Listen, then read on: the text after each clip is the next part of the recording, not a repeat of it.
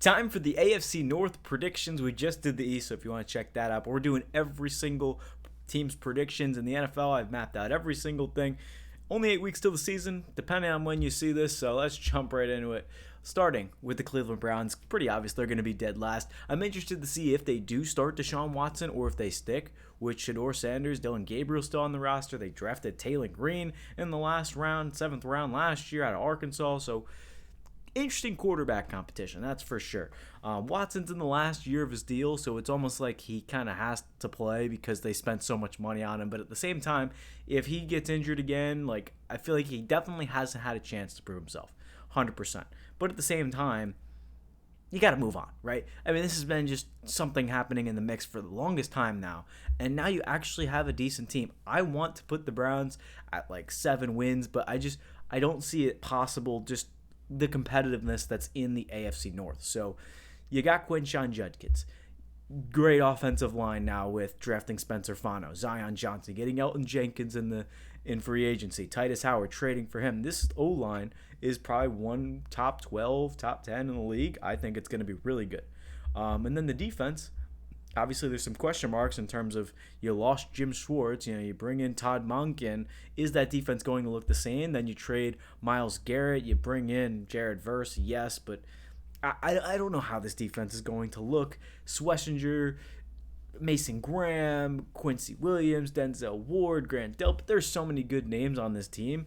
It's just, with a new scheme, how good can they be? So let's look at the actual schedule.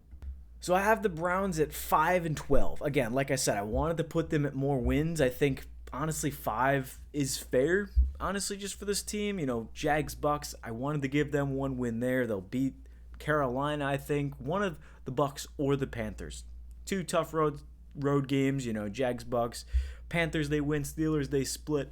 Jets, I had to give them a win somewhere, and the Jets are at home. The Browns have to travel a little bit east. Again, the Browns could beat the Jets. I'm not sure how that game's going to play out. So, yeah, maybe that's 6 wins there. Ravens, they're probably going to get swept, unfortunately. Titans, that's a winnable game, but I think Robert Saleh just has a hold on that defense. That's going to be a tough game. It's also at Tennessee. You go at Pittsburgh, at New Orleans in the Superdome. Houston, you're not winning. Raiders, I'll give you one there. Cincinnati, I actually have them splitting. And then Giants is definitely a winnable game. Colts is definitely a winnable game. So in terms of the winnable games for the Browns, I'll give them the Colts, I'll give them the Giants, I'll give them the Jets, and I'll give them the Titans. That's 4 games right there. Hey, maybe the Browns could win 9 games. They definitely have a favorable schedule, but I feel like in terms of the realistic line, for no offense to Browns fans over the last kind of decade, if not pretty much the whole franchise, I mean, the Browns have never been a great team. Baker Mayfield was the last guy that brought this team to a postseason win. So just looking at the Browns, I think there is some breathing room for them to be better, to improve, and to build off this season. I just think it's a matter of when you can narrow down who your franchise quarterback is, and I think that will be Shedeur after taking over midseason for Deshaun Watson. But I think 5 is a fair assessment. I wanted to give them 6, but I'm a lot higher on teams like the Titans, the Saints, the Bucks, the Jags, and even the Giants with Jackson Dart. I think that's going to be a good team. Moving to the Cincinnati Bengals. Everyone is so high on this team. You can go over to the TikTok. I've done AFC and NFC playoff predictions. The Bengals are not on there. Sorry, Bengals fans, but you have to prove to me that you do belong there. If Joe Burrow stays healthy for the whole season, maybe, just maybe, they prove me wrong. But to be quite honest with you, it's not really the players that I have a problem with. It's Zach Taylor. Yes, the Bengals have been in a lot of close games. Even when trading for Joe Flacco, this team lost a lot of one-point games.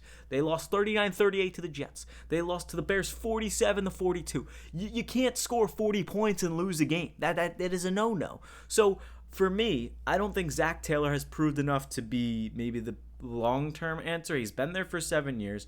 Went to, 2 postseason runs with the Bengals, right? You had that great second year with Joe Burrow.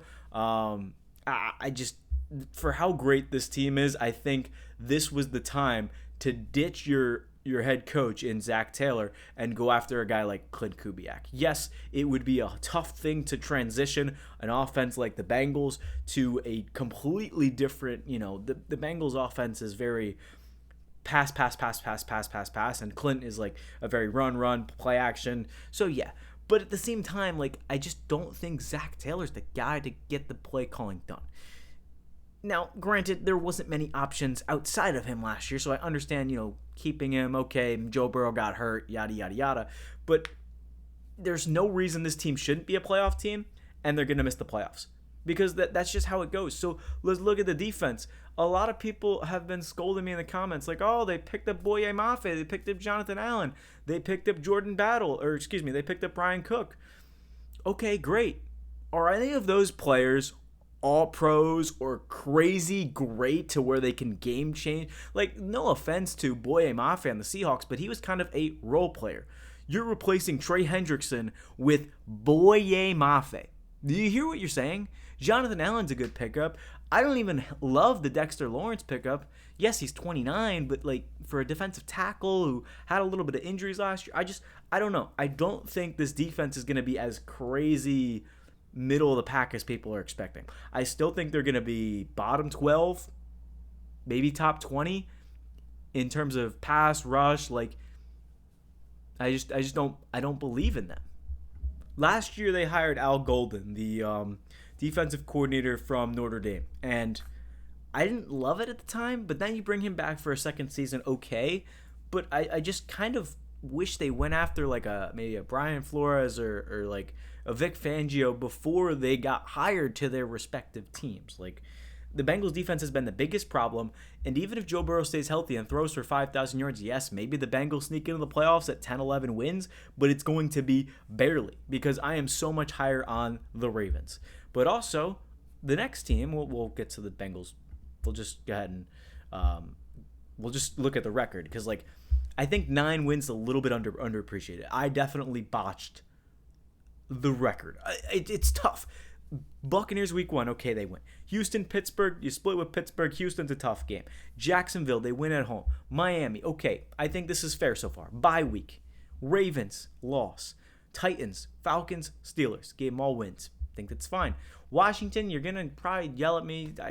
Washington beat them before. Jaden Daniels, if he is healthy, I don't know. It's a tough game. They could also lose to the Falcons or Titans. This is a weird team. They do it all the time. Last year they lost to the Browns week 18 as well with Joe Burrow playing. So I don't know what you want me to say.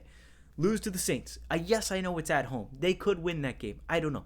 They beat the Browns, lose to the Chiefs, lose to the Panthers, lose to the Browns. Okay, before you start yelling at me, yes, they could beat the Panthers. On the road, though, going to be a weird one. Burrowhead, even though they're 2-4 in Arrowhead. So anyway, and then the Browns split. Okay, you split with the Ravens. I don't know where to give this team 11 wins. 10, okay, maybe they beat the Saints, maybe they beat Washington, but I don't want to be overly optimistic about the Bengals because year in and year out, it's, the Bengals are this, the Bengals are that, and then Joe Burrow gets hurt and everyone's like, oh, the season's over. So it's like, even if Burrow stays healthy, yes, it's more likely he has a healthy season coming off an injured season, but even then, I'm like, I just don't know where to give them wins. So maybe it's my fault, but I think 10, 11 wins, that's it. I don't think they're going to win the division. I think it's between Baltimore and Pittsburgh. Yes, they could beat out Baltimore for the number 2 spot, but it's going to be close. Speaking of the Steelers, let's go there. Look at this depth chart. Rodgers, Warren, Metcalf. On paper, yes, the Bengals are probably the better team. However, I like the Steelers' defense a lot. The offense, yeah, they improved a little bit. They brought in Michael Pittman, drafted Jeremy Bernard. The offensive line is still the same. Rodgers is still going to be Rodgers. They brought in Rico Dowdle. The defense is where I'm like turning some heads. I'm like, this could be a decent defense. I mean, the secondary is awesome. They brought in Jaquan Brisker, Deshaun Elliott, Joey Porter, Jamel Dean, Jalen Ramsey, TJ Watt, Cam Hayward, Derek Harmon they drafted a few years ago, Alex Highsmith, Patrick Queen. There's no holes on this defense. I don't see any holes. Like the Bengals, I'm like, okay, can that guy play at a high level in this system? Like, I just have so many question marks with the Steelers the Bengals defense that, yeah, you could say the same thing about the Steelers, but I think Steelers are probably better defensively. Let's go look at the schedule real fast. So Steelers go 10-7, could easily be the same record as the Bengals. I don't know. I feel like they're going to be a little more competitive, and it's really just a matter of, do you sweep your division? Do you win 2 games in your division? Like, division games really do matter. So for the Steelers, they're going to have a tough record. They're going to have a tough schedule. Falcons, at home, they win. Patriots can get their revenge, sure. Bengals, Browns, Colts, Buccaneers, Saints, Browns. All those are pretty respectable games. Buccaneers is a weird one on the road. Every other thing's a home games, even the Saints in London. Maybe they lose one of those games. Maybe I'm being overly optimistic. But then after the bye, this is where it could hit the fan. So after the bye, you get Bengals on the road, Eagles on the road, Broncos at home Black Friday, Houston, Jacksonville, Baltimore.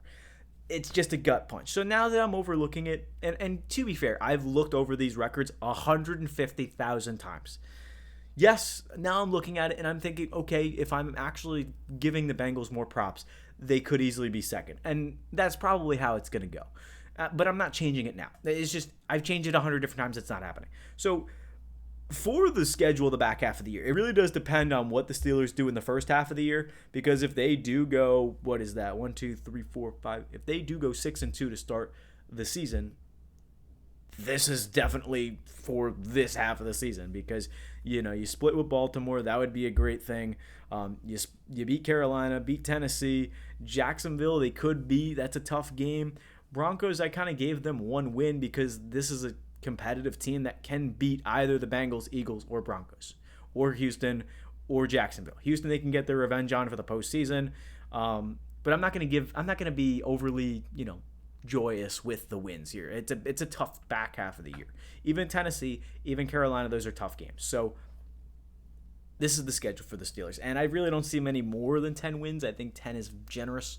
Their over/under is 8.5. I think maybe 9-8. The Bengals sneak in with 10 wins ahead of them. It's going to be really close. The Steelers, I think their floor 8-9, 9-8. I don't see much worse than that. So 10-7, I think it's going to be a fair assumption. That's just my eyes. And quickly, just want to touch on the Ravens. This team is going to be good. They fired John Harbaugh. Jesse Minter is such a good pickup for this defense. He led the Chargers to a top 5 defense last year. This defense, on paper, is arguably so much better than the Chargers. Matabuki, Travis Jones, John Jennings, Roquan, Buchanan, Hendrickson. That is going to be a threat to be reckoned with. Nate Wiggins, Kyle Hamilton, Malachi Starks, Chidobe Awuzie. I love all of those. The pass rush you make up for with a huge pickup in free agency with Trey Hendrickson. You don't get Trey Hendrickson, that's going to be a tough one. The secondary is what it's going to be so hard for Joe Burrow to air it out. Yeah, maybe you have more time to pass with, their interior D-line is definitely a little bit, I don't know. But, Matabuke is a beast. We know what Hendrickson can do. Nate Wiggins, Kyle Hamilton, Starks, Awuzie, Humphrey. I mean, the Chargers, you look at their defense, that was not that good last year. So that's the reason I think what puts the Ravens over the top is a very good elite defensive coordinator who led the Chargers to a top 5-7 defense. The record, maybe it's a little inflated. I just love the Ravens this year. Colts, Saints, Cowboys, Titans, Falcons, Browns, Bengals. I think the only real problem is the Cowboys. They might give you a little bit of a problem offensively, but defensively, the Ravens are going to shut all these teams down. I just don't see any problems for it. Okay, they lose a game to the Bills. Jags at home. Chargers at home. Panthers on the road could be a little iffy, but I think the Ravens get it done. Texans, I gave them one interesting loss. I feel like at the Texans, it's a weird game, sure, whatever. Bye, Buccaneers win, split with the Steelers, split with the Bengals, sweep the Browns. It really isn't that difficult of a schedule. If you look at the hard teams that they play, like a top 10 caliber team, I would put the Bills in that conversation. Chargers, Texans. Did I say the Jags? Bills, Jags, Chargers, Texans. I think they really only play 4 top 10, top 12 teams. This is an easy schedule in my eyes. So I just don't see how the Bengals are going to compete with the Ravens to win this division. And if you don't win this division, it's going to be tough to get into the playoffs. Obviously, injuries are into account, but I think you need to win 10 games if you want to get into the playoffs in the AFC. All right, there's the AFC North. I didn't think I was going to take nearly as long as a video as I did on these 4 teams. We just did the AFC East. If you want to check it out, the West will be next. But here we are. Ravens 13-4, Steelers 10-7, Bengals. Definitely wish I would have changed that. They could be 10-7, but I think that it's fair. Zach Taylor is probably going to get fired. And then the Browns at 5-12. Thank you all for listening. Let me know what you think in the comments, and check out the next one in the AFC West. We'll see you in the next one.